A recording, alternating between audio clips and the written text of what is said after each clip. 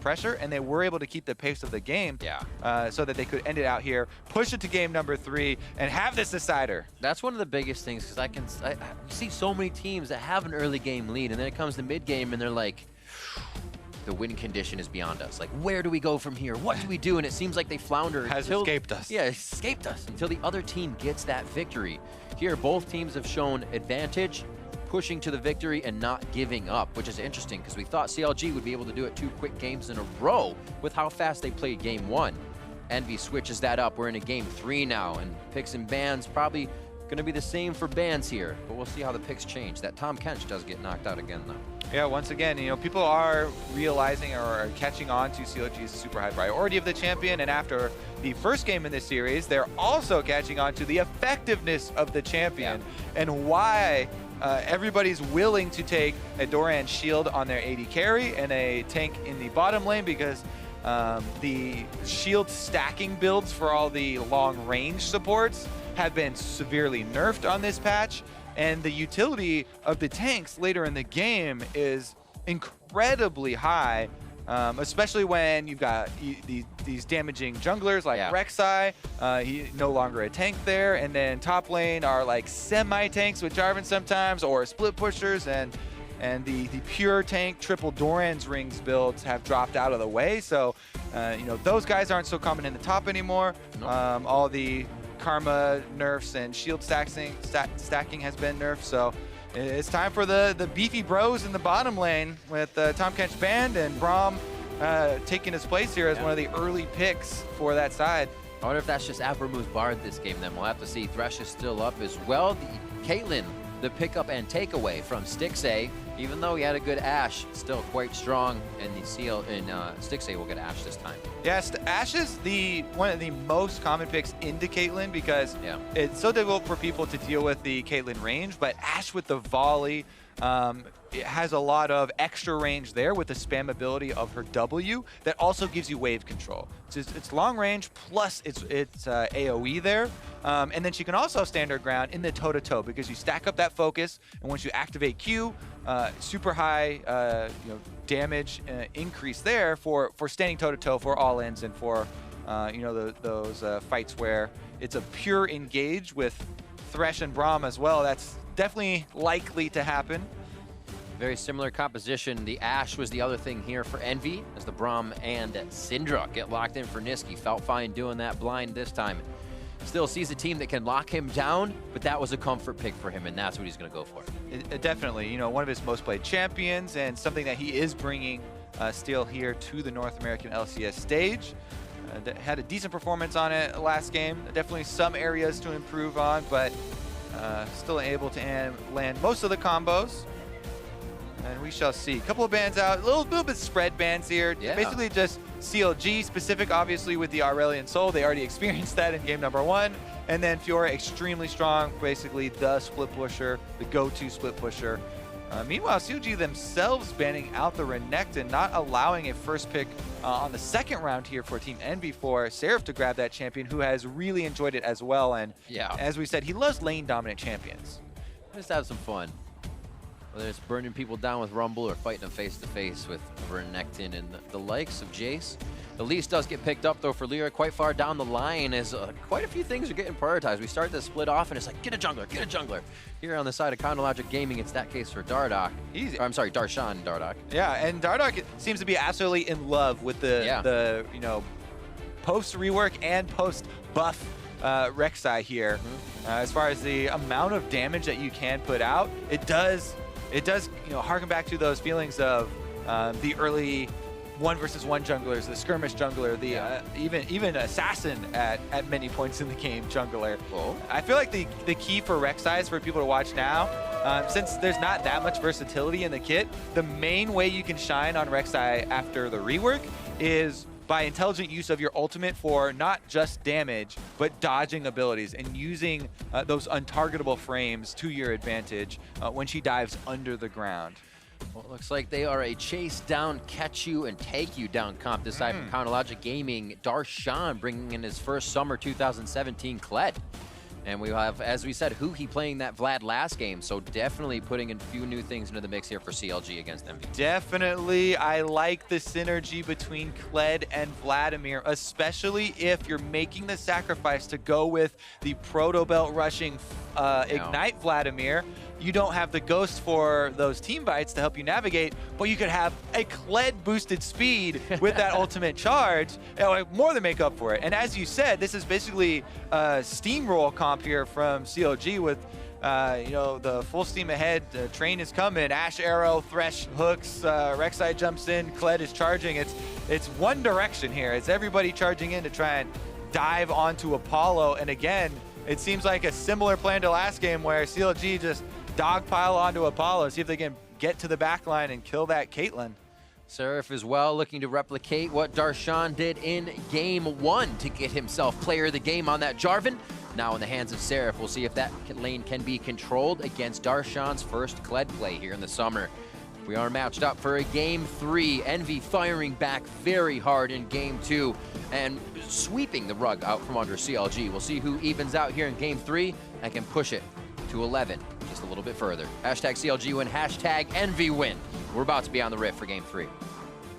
All right, the decider is here. Will CLG be able to rebound from their loss to Immortals, or will they have a 0-2 match week? It would be good. It was Hotshot's birthday yesterday, so a belated gift, maybe one, would be nice. Recovery gift? Recovery gift from the team. We'll see if they can put that in order here. Yeah, I mean, they started out the split so well. Previously just tied for first place, now barely sitting under it. And definitely still seeing a lot of positive things from this team and their commitment to team atmosphere, team practice, coordination, as well as really integrating Dardoch into the lineup. And we'll see how he does, because they definitely really have high priority on this Rek'Sai, and a lot of respect for the amount of damage that she can do now. Let's see what he gets off with it, because last game did have the experience Quint. I'll have to check to see if he has another one, but you always have to keep that in mind now. So more and more junglers are willing to sacrifice one of their quintessence runes to turn it into an experience Quint rather than, you know, one of the attack speed ones, which are the most common. For that just early level 3 high impact gank. Currently though, if you're starting Raptors, I don't think that, I would just assume that he probably doesn't have it, but it could be the Raptors red scuttle again. Let me check here. He does have it. So possibility is there for Dardoch for, you know, heading into one of those scuttle early ganks. Start off the laning phase. Bear trap on a rope. Ooh, biting Seraph in the butt real quick as they get to lane. He won that trade. Yeah, this bit of HP win is going to be huge for farming out this first wave. Level 2 should be able to go over to Darshan. Misses that one, though. And this looks like a lane he knows how to play, especially with just that upper hand. Auto as well. First trade, A+ from Darshan. Yeah. Second trade, maybe a C. Misses the bear trap and canceled an auto. Plus had aggro from the range team. Yeah, he was taking quite a bit of It's actually really fun to go over the super small interactions for trades in the early game, because even though you only have one spell, there are so many other things to think about there in those ones. Anyways, there, as we said, Dardoch, Raptors, buff, scuttle. So he'll be level 3 after that due to his experience Quint, and in a position to try and influence either bottom lane or mid lane as he heads up here to mess with Nisqy. They always look for that quick flash on Nisqy, and there it is. Huhi and Dardoch come up big, 3 minutes in. And that is exactly the reason for people taking these experienced Quints on their junglers. Dardoch, 2 minutes, 50 seconds, gets off the mid lane gank, no hesitation. Both flashes blown, the ignite is down, and Vladimir is able to get lane control. Even though the kill goes over to the Rek'Sai, that's not a bad thing for CLG, because remember, the reason they keep picking this champion is for the early snowballing, for the damage output potential. And now the magnifying glass is on Dardoch and on the first blood, plus the first pick as far as the champion. A lot of emphasis put on that one. Every game they've gone to mid lane to get a summoner out of a Nisqy. This is the first time they've been able to kill him, so paid off. They got a summoner, all right. Yeah. Summoner and his head. Aphromoo with the hook into play. They shield to dodge out the initial ammo. Flash forward, they're going to be able to lock down Aphromoo. The trap is in place. A great sidestep flash. Do they turn this around? Now that Darshan is here with the TP, pulls Seraph as well. I'm surprised nobody went down. Apollo put the trap slightly off the center of Aphromoo's model, and Aphromoo just walks backwards, doesn't get chained there with the crowd control, doesn't activate the trap, and he barely does survive. So teleports do come in to answer, and anytime you see both teleports coming in, you got to check on the minion wave up top. It is pushing away from Seraph very slightly. Right. So it won't be a big deal, but it is slightly pushing away, and he will lose more of the blue minions than Darshan will lose off to that damage. So maybe a tiny bit of experience advantage going Darshan's way, but the reason that it is pushing that way is because Seraph killed more before he went, so right. It probably won't be too big of a deal, but look at the wave. It is juicy for Darshan, and he's going to clean up most of it. Yeah, he is going to trim it up, not allow it to push too much, so he has it in the order he wants it. Yeah, exactly. You don't want the minion wave to get too big that all the ranged minions target you when you go for a trade, so you can't trade anymore, but you do want it to kill off more of your minions so that Seraph won't be able to get any more of them. And he's got it in a very nice place here and a manageable size. Get another 2 waves out of this before it really even goes anywhere, depending on how Seraph can get into that back wave. And it looks like Darshan will stop him ever so slightly at that.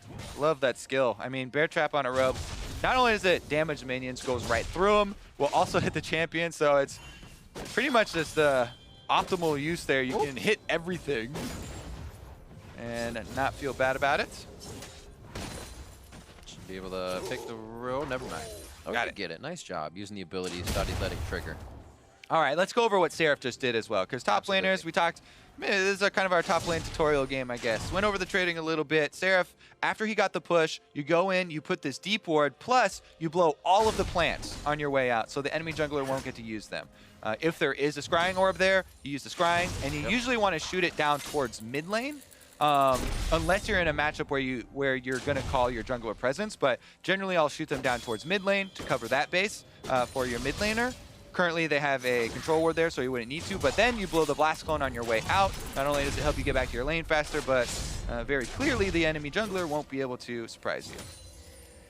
And watching quite a bit of top lane. Seraph goes for a flag and direct. Can take quite a bit of damage out of this one, actually. Still has Scarlet to hop off on. Dives forward from Darshan. Seraph with flash up, flag and drag back.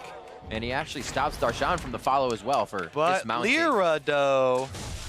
Where's the mount? He's quite far away, only about a quarter up. Yeah, he's a little bit scared right now because Seraph was positioning far up in the lane. That's something else you can do is you can read the tells of the enemy movement. Why would Seraph be playing so aggressively at 200 HP before, even with the potion channeling there? And Darshan, because he is dismounted and very vulnerable, backs off wisely. And Darshan also, Dardoch also came up to back up Darshan, as they definitely expected LirA's presence. It's really fun as well. I like seeing Rek'Sai back in the game. Dardoch hangs off on the side, waits for a tremor sense towards River. Almost was able to find out LirA, but he went the other way. Little tricky things instead of having to show yourself. Looking to where this pressure is going. We already saw Nisqy go down in mid, but that has slowed down as well. I feel like he's playing from as far as he can, throwing these orbs down. You can see him giving a lot of respect to Huhi, as he controls the lane now. 61 to 48. It's the first discrepancy we've really seen there. Yeah. Big pressure from CLG to start. You can see Huhi, again, loving this matchup, taking his Vladimir, being able to farm very well. Dardoch down now on bottom side with the lantern from Aphromoo. They're in position. This is kind of a walk in and serve yourself, if you will. Hakuho is going to be there for the death. Oh, tries to W and stand next to Apollo. Doesn't get the kill. It doesn't look like they'll turn around for another one. Or does get the kill. I'm sorry, doesn't save himself. That was played, about as well as you can from Hakuho. Even though he is slowed, he still dodges the hook. And then they spread out Apollo. He saves his jump to Apollo till the very end, and Apollo lets him try and jump into tower range, but there's too much damage there with the gank. It's a red buff level 6 Rek'Sai, so there's no way you're going to get away from that. Ultimate is on display there, even though they did use the exhaust. Didn't reduce the damage enough. And they are unable to get out of it. And by the way, his flash was barely on cooldown. I'm going back to look at the replay, and there was maybe 10 seconds left on the cooldown of his flash when he died.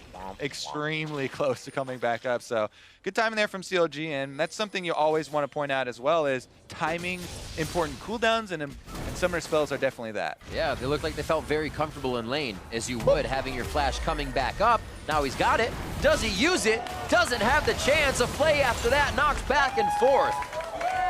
Ping pong with Hakuho as he goes right back down. Yeah, nailed the shot there from downtown. Stixxay with the Ashe arrow.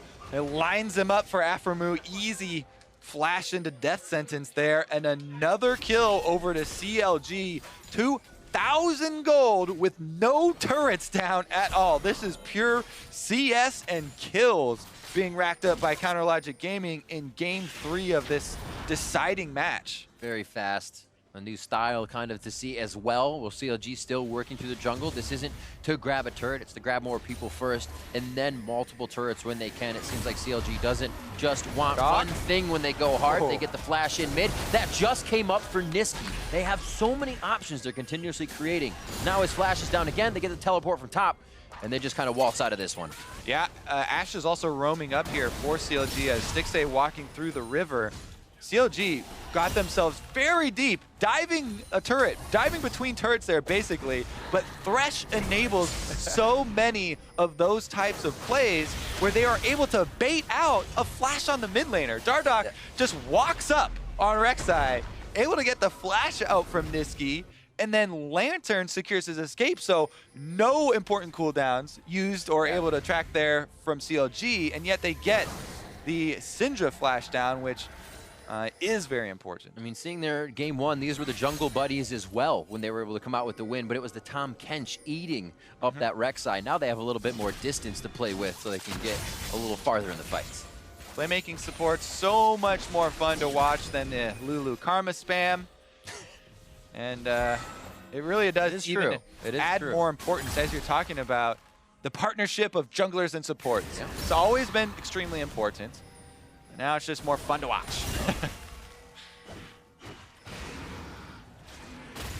See how they work this 2,000 gold lead. Right now it hasn't been at Dragons. Doesn't even need to happen because EnVyUs could get a fight back there. They actually have good vision on that area as well. Yeah, no objectives except for cash money for CLG this time around. Sounds great. Yeah, they got money on their mind.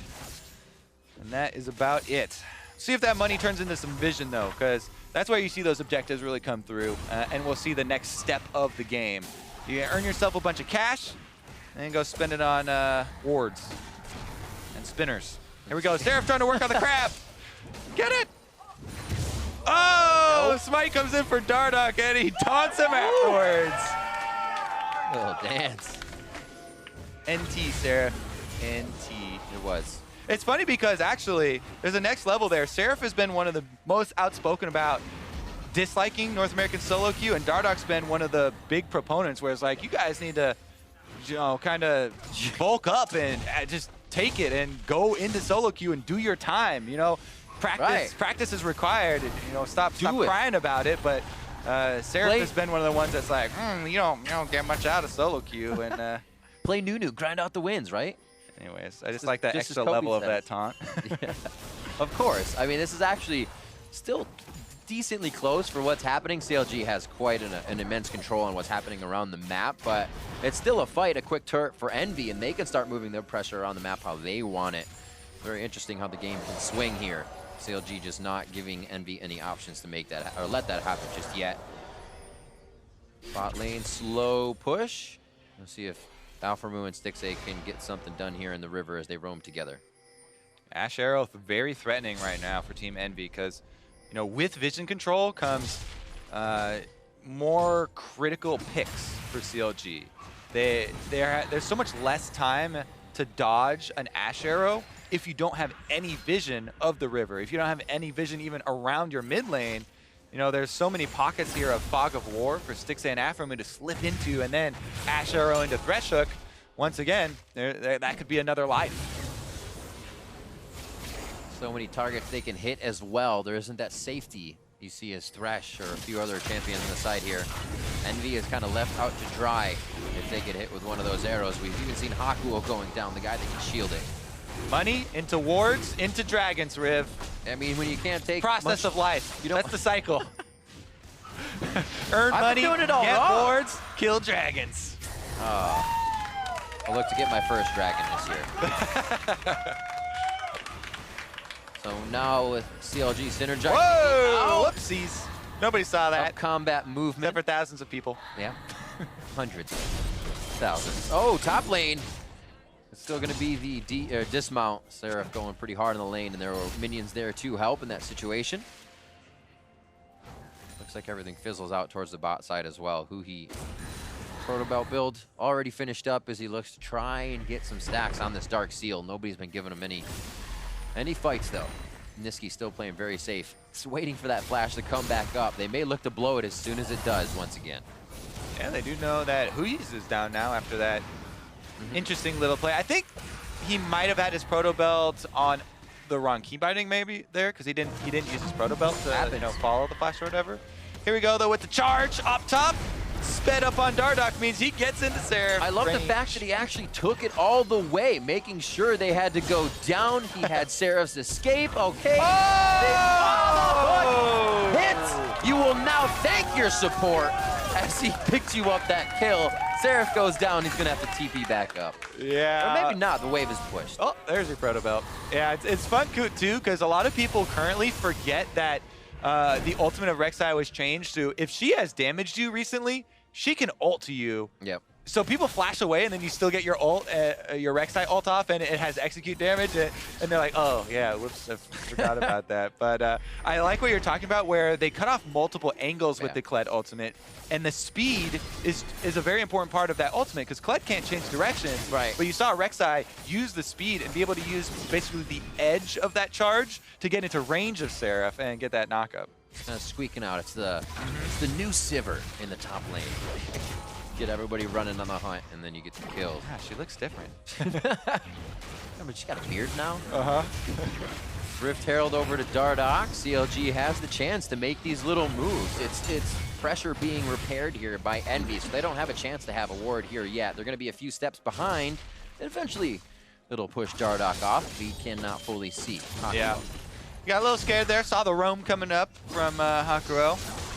No reason to risk his life again, and that's definitely a good change, right? Because remember last game we talked about, or actually it was the first game where Dardoch stayed on the Krug, killed the Krug, but then died to Seraph afterwards because he stuck around for the 60 gold or whatever. Live to fight another day. Oh, he brings the arrow. That was slick from Counter Logic Gaming. A flag and drag out the Cataclysm, and an even slicker play to get out. The slippery Seraph gets the safety. Definitely fun to watch. CLG, after all those shenanigans, though, has 3 people top, so they should be able to push down the turret pretty quickly, and it is first turret still available. There's that Nisqy flash.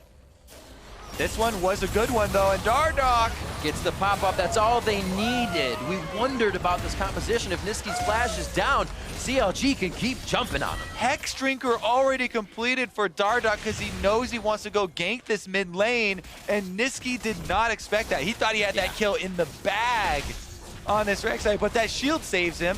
And meanwhile, we'll check back in on our 3v3 sort of race here on the turrets. Pretty much tied. A little pressure from Huhi, able to take out Seraph in the mid lane as well as he's trying to repair what happened for Nisqy, but they're going to lose the second tier top, and CLG is dismantling the map right now. But look on the bot side, there's no stop from Envy. They're going to get an open inhibitor that they'll be able to play around, but it's no, they won't. They're actually pushed off. No, yeah, they're worried about this teleport. They had a ward seeing the teleport start channeling, so they know it's coming, but they can't do much about it. Huhi's there too. There. He's going to throw it on. Look at the positioning all the way through. Huhi gets the slow, the triple hit coming in, and there's the teleport from Seraph. The Cataclysm to lock down the back line, but he tries to get up to Darshan, almost to slow them. Throws the actual flag out to get some armor over to his other members of the team, but it just can't happen. There's too much of a divide in the fight.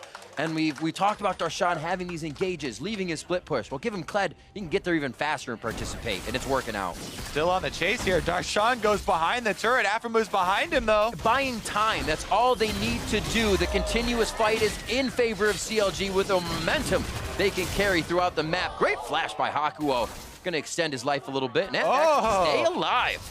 Quite a long while, yeah. So he did step in front of the arrow and had his Unbreakable up, but Apollo still flashed as well. So that's another cooldown not going to be available. Right now, though, the action continues. Dardoch seen on a ward, and Nisqy's going to be able to possibly dodge.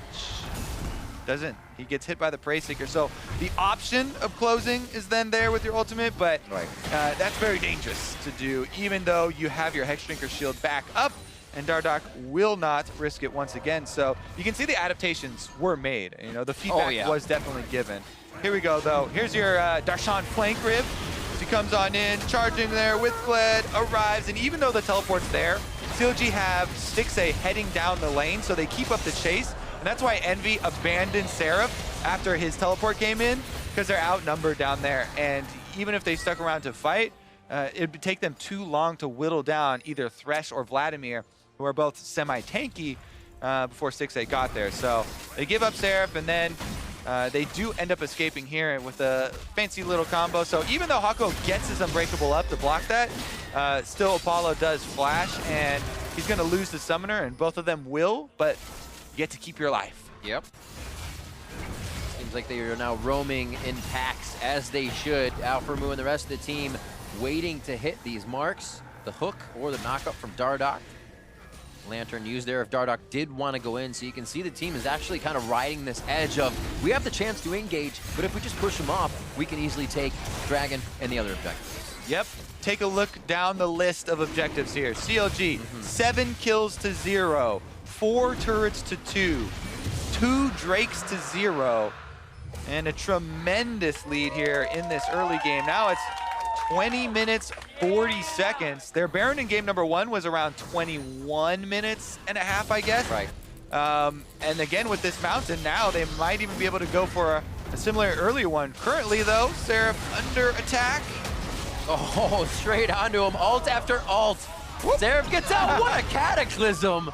He's just able to waltz out of this one. He's shrugging his shoulders like, what was that? What? I was really hoping that he was going to give a taunt back to Dardoch there. But not going to be the case because they're down 7-0. So. Dardoch's got such a good one, too. You throw the flag around. Yeah. Not going to be the happening here, though. Riptail with the back door. Turret torpedo. Yeah, able to take down this one. That's all outer turrets. Yeah.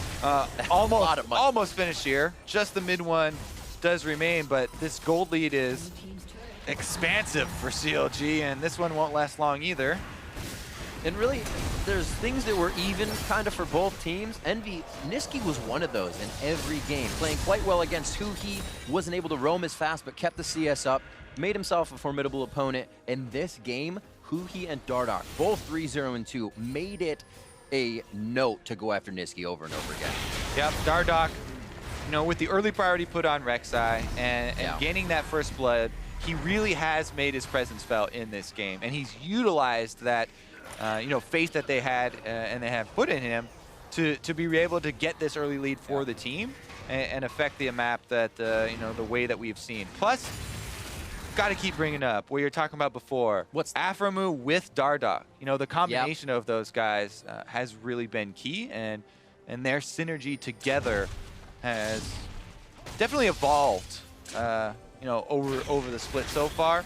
The Tahm Kench game was definitely on display, and this Thresh game as well, especially with that mid lane play where able to get that flash, and then it's the slick lantern right back out of danger.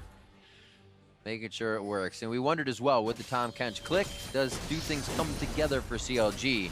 We do see that game 2 shows there's things to be worked on, but it doesn't mean CLG doesn't know how to right the ship very fast. Yeah, they're definitely showing the benefits of having one of those supports with a save mechanism, right? The Devour and the Dark Passage are both very powerful support tools for saving people out of, you know, either poor positioning or getting picked off, or even a calculated overextension to be able to try and draw out summoners from your enemy. So Aphromoo and Seems like, you know, a saving mechanism like that is very important to have. Get stunned up on it, though. Oh, they put so much down on the Lantern. Can't actually use it to get out. Yeah. Just couldn't find the click, started attacking things.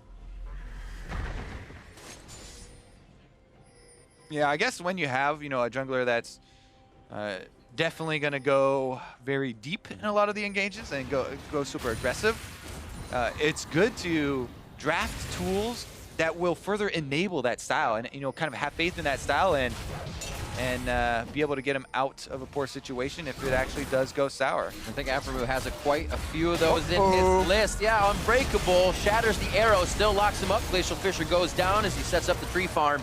And now Stixxay getting backed up, but to the back line is Darshan. The teleport comes in fast, and it's a late arrival from LirA. They're going to start peeling off the team. They say, sorry, Hakuho, you got to go down. And CLG picks one up for more momentum over towards Baron.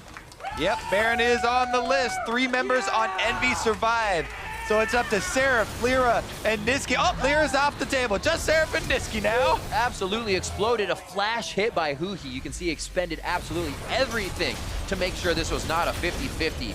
And CLG, again, 20-some minutes into the game, looking to take a Baron. Haven't even died yet either. What a game. Yeah, 10-0 for themselves. Baron on the table, and there's only one secondary turret left in their way before they get all the way through Team EnVy's base.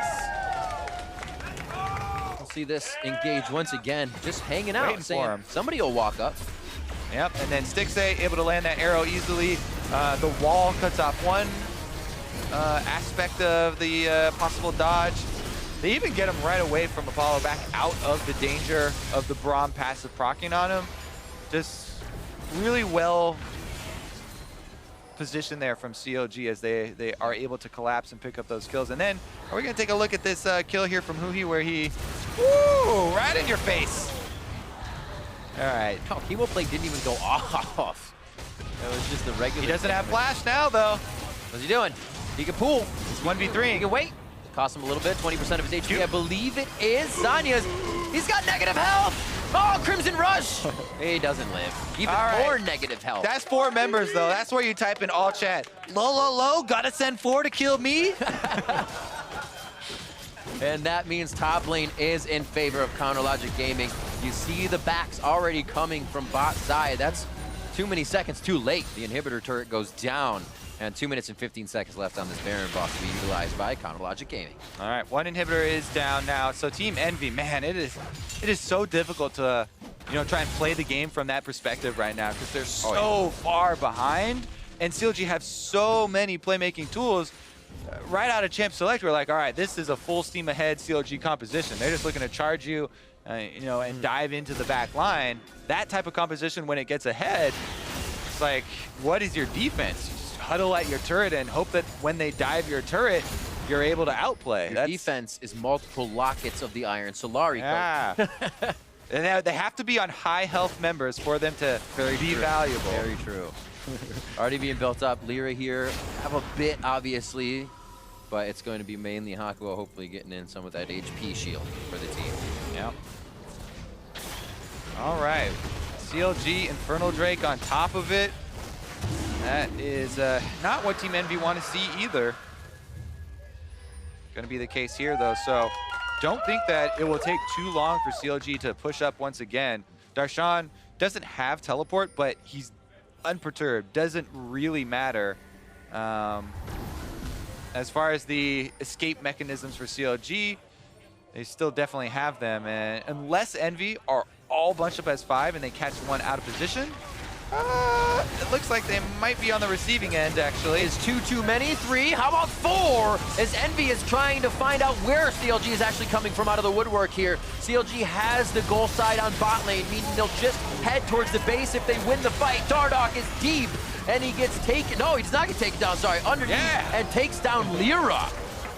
Finally going down, a retribution kill coming in there from Apollo as the fight continues. Stixxay alive in the fight. Stixxay taking down Seraph as he jumps right on top of him. The Ashe is staying alive for the long haul in this series. This time it's Stixxay, and this time CLG, I should say, again comes out on top. Oh, and look who finally arrived. Darshan had to walk his way down because, as we said, no teleport. He does get there in time for the victory lap inside the EnVy base, though. Going to be able to take down at least 2 of these inhibitors. They're both exposed, and there's 10 seconds on LirA, 13 on Nisqy, and they should be able to take down both of those. Really, the 4v5 there from CLG just re-emphasizes, you know, how far ahead they are at this point, and how difficult it is for EnVy.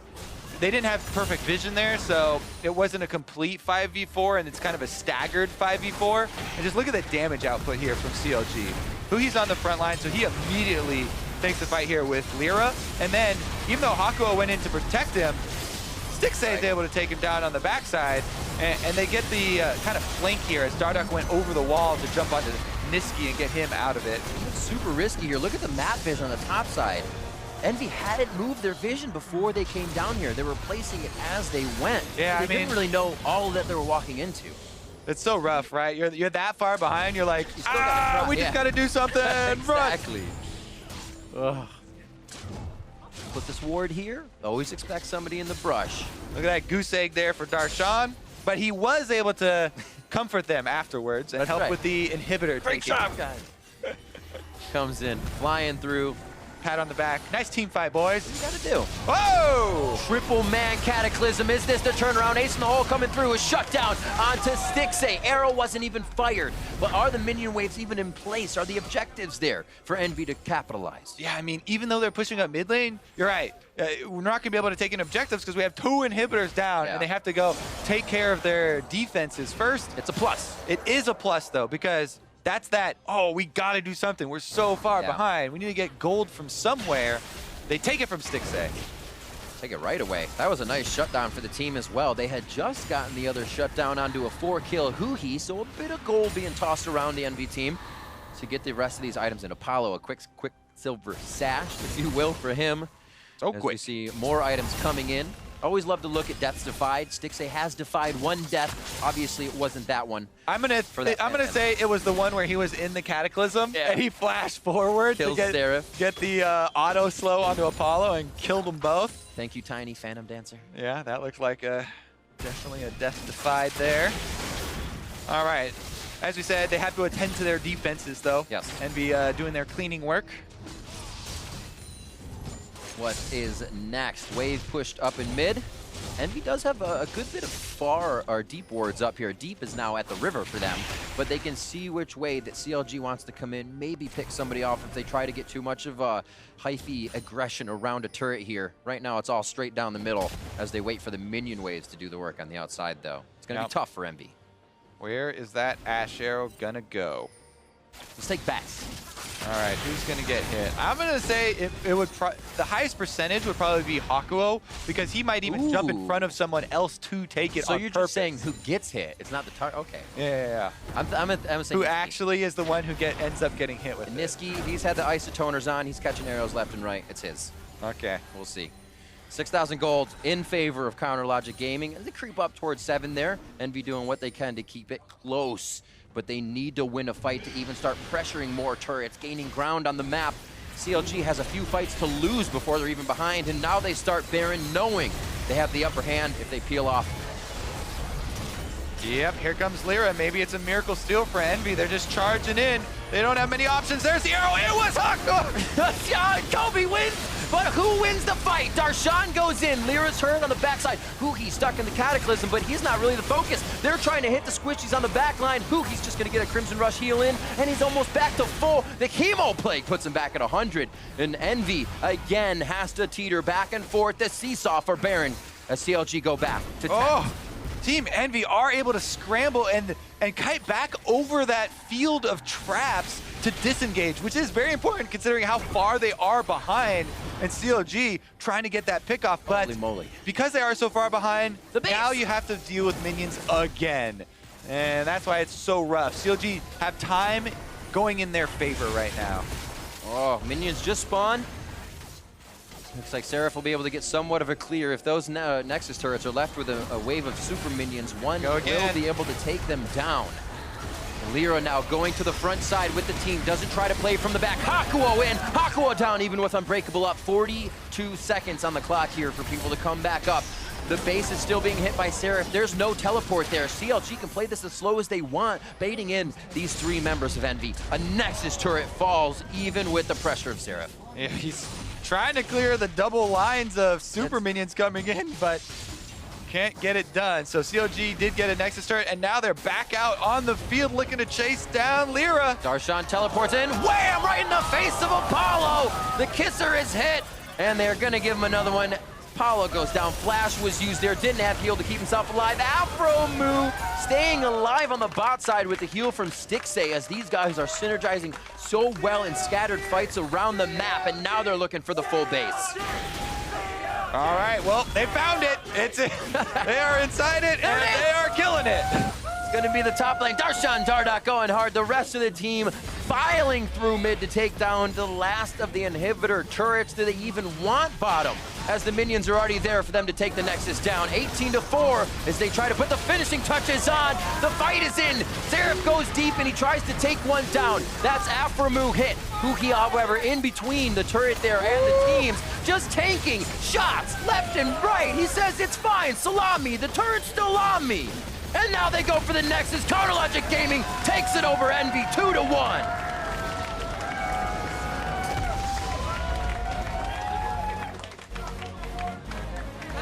Woo! Games 1 and 3 were so decisive for CLG, but game number 2 was a very strong performance from Team Envy. So overall, definitely an exciting series and some good points for both teams, but CLG definitely securing this match victory there.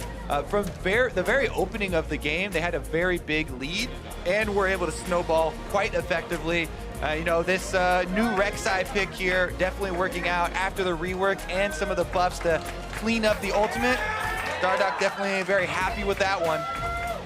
A big priority, like you said, on that Rek'Sai as well, looking towards the top lane, seeing Darshan in these kind of split pushers, but then joining the team fight.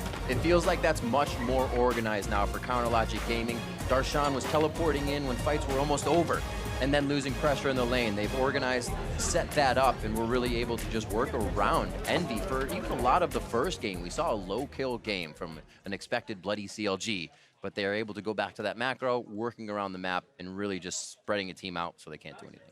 Yep, definitely gonna put a bow on the top of that one with or maybe an exclamation point with the way that they finished this one out. And the team fight's definitely coming through, but it was mostly about, you know, getting that early lead and then snowballing with all of the Ashe arrows, all the picks that they were able to get. As you said, turning that money into vision.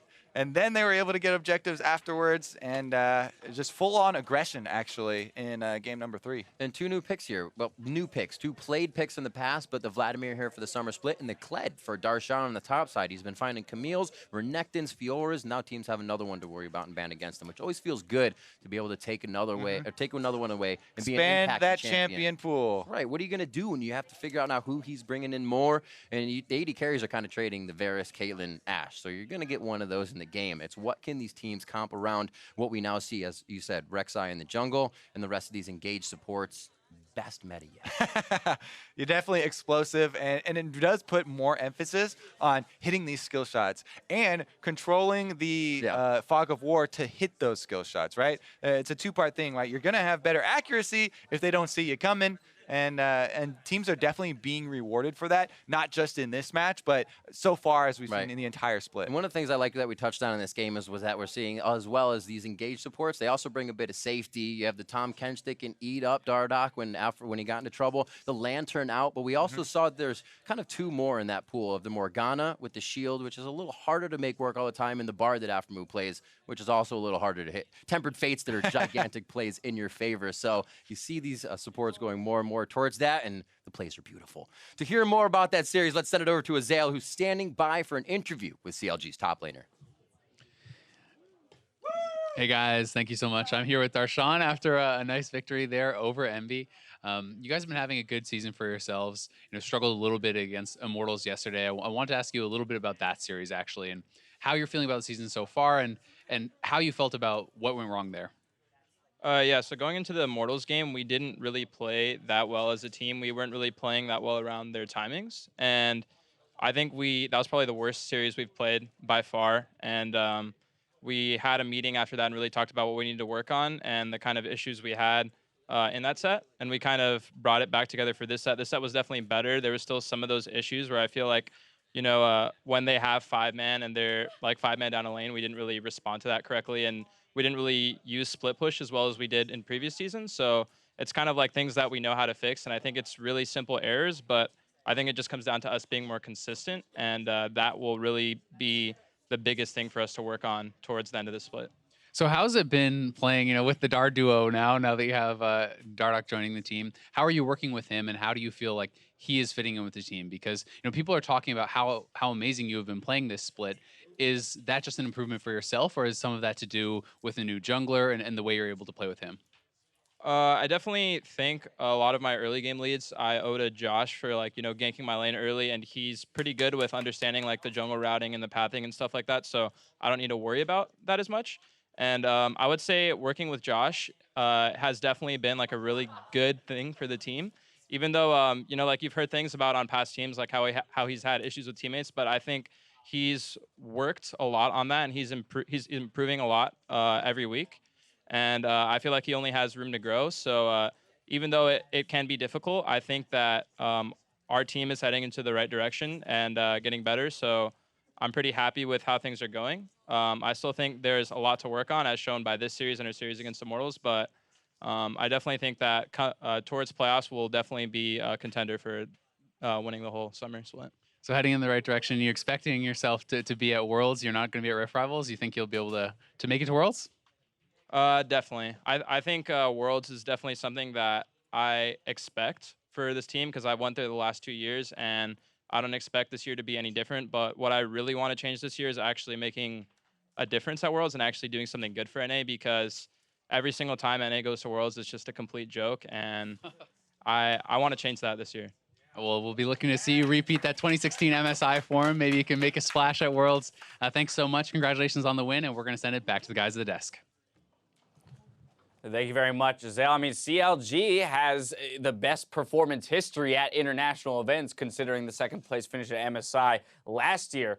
But specifically here, let's bring it back to this split and this season as a whole. Isaiah was, pressing Darshan a little bit about the loss yesterday against Immortals in that battle for first place. And yes, they did bounce back today in the 2-1 victory over Envy, but Darshan even admitting that many of the issues they identified yesterday still persisting through this series as well. We even talked about how in game 1, we didn't love the way they were using split pushing yesterday, and this time around the Kled, it sounded like, Darshan had a very similar opinion where sometimes we don't play split pushing quite right, and when that's something we need to work on. If they want to keep playing that kind of style, still pulling the Fiora ban this game. The other big thing that stands out to me is the preemptive kind of Aurelion Soul ban out of Envy. They didn't ban it game 1 and game 2, but after the Vlad Syndra matchup didn't go great for CLG, they're expecting CLG to change it up, so they're trying to get one step ahead of them and force the same matchup again. Right. Instead, Huhi opts into the same exact matchup, and this time we've got more jungler presence, especially from the side of CLG. The Rek'Sai, first priority for Dardoch, really showing up here in the early game with many ganks and really getting the ball rolling on this pick. And this is a champion in Vladimir that if it gets ahead of the Syndra, the matchup's basically over. And getting an early first kill like that, great. You see that, XP Quint path.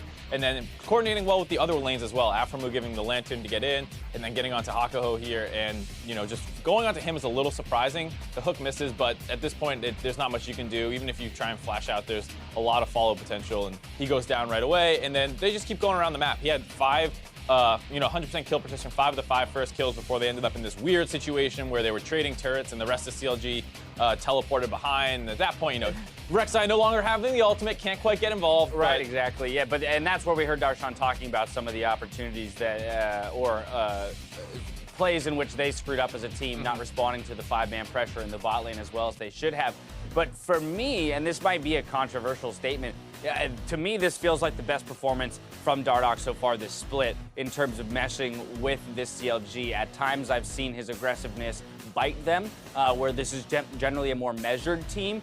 This time around, his aggressive early plays pay off, and they're able to snowball that advantage to an ultimate victory. I think especially in the sense that he affected all 3 lanes early on. It's something where we've seen a ton of synergy between him and Darshan on the top side. You know, you guys talking about on Friday having way more kills up on the top half of the map. This time around, getting involved in the bot lane early on, freeing up Stixxay and Aphromoo to, you know, keep their pressure up in their lane. Yep. And then even getting up to the top side right after that. And after you affect all 3 lanes with the Rek'Sai, him, you know, the champion itself getting a couple kills, being able to build that early Hex Drinker we saw, able to force around the Syndra even harder in the mid game. And along with that, I think we have to give an honorable mention to Aphromoo. We've talked about him so far, this split, being able to move back to playmakers and how he, as a player, seems to be far more effective when he has the opportunity to make plays, to roam, link up with the jungler. And when we look at the trade in that regard, as Dardoch and Aphromoo paired together with 2 playmakers, to me, it looks like a much more successful look for CLG when more practice. And it's kind of surprising to think about that, just because whenever you think about Dardoch, you don't really think Dardoch and X. You know, at his time on Team Liquid, it was kind of Dardoch and Matt, but still more Dardoch. And then on Immortals, it was not Dardoch and Ole. And now, you know, it's hearing it as Dardoch and Aphromoo is great. And that's one of the things that people talked about with the trade was, can Aphromoo kind of bring him under his wing, teach him how to be a team player? And it seems like so far that has been working out for them. Right, they got the victory here. They have high expectations for themselves and their, you know, bid for Worlds. I want to talk real briefly, circle back on Nisqy, close out his debut performance here. You know, in a similar fashion to Mike Young, he comes in, loses the first series, but at least from where I'm standing, I can't necessarily point to specific instances in which he was the reason they lost. And in large part, that's something to be proud of for an NA LCS debut. Yeah, I think if your ideal debut is you come out and you smash CLG, one of the top teams in the region, oh my God. And this kind of, like you said, was more like Mike Young's, also against CLG. Looked okay at points. I think Mike Young was a little bit more impressive, but he played the Syndra Vladimir matchup 2 times. It's a matchup where it's really hard to shine. Best you can do, assuming the Vladimir's playing well, is get a 10-15 CS lead. And Huhi was playing well, and the other matchup was against Aurelion Sol. So didn't quite have the you know, the kind of matchups where, you know, sometimes you see Jensen taking a Lucian and running wild. Oh, so Lord, you know, he didn't have those kind of matchups to really exert his full pressure, and it's something to keep an eye on going forward. But bringing up the matchups is something interesting in and of itself, because it speaks to the champion pools. Again, with Pyrian, we're seeing a lot of the Taliyah and the Aries, and there's tremendous success when he's on one of those 2 champions. But outside of that, how many tools do we have? And already here, having the Syndra, having the Game 1 Cassiopeia, right? That's 2 new looks for the team. We'll see how much further he can stretch as the week continues. Yeah, and I think the other thing too is seeing how he synergized with LirA, because we saw Pyrian out of lane very early on doing a lot of aggressive roams with that Taliyah, and that was one of the things that helped them get their early game leads. And now it looks like they're transitioning more to a style of, I'm going to stay mid more, but I'm going to have better scaling, more aggressive champions. And perhaps be able to build my own leads. Anyway, that's going to do it for Series 1 over here on NA LCS 1. That's not all the action we have for you today, though. Up next, we've got another battle for first as Team Dignitas goes up against Immortals. Don't touch that browser.